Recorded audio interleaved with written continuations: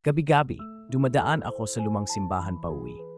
Sa ilalim ng malamlam na ilaw, napapansin ko ang kampanang nakasabit sa door, luma, kinakalawang, at tila walang saysay.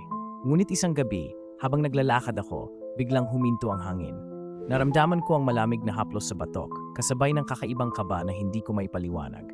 Napalingon ako at nakita kong bahagyang gumalaw ang kampana, bagamat walang tunog na lumabas mula rito. Parang may humigop sa paligid ng liwanag at nagsimulang sumulpot ang mga aninong mahahaba ang galamay mula sa dilim. Isa-isang nawala ang mga ilaw sa poste hanggang sa tanging ang liwanag ng buwan na lang ang natira. Nakapako ako sa kinatatayuan, hindi makagalaw, habang ang mga aninoy unti-unting lumalapit.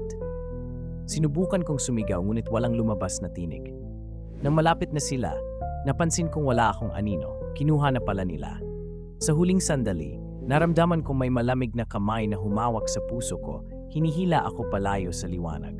Pagmulat ng mata ko, isa na rin akong anino, sumusunod sa utos ng kampanang hindi kailanman tumutunog.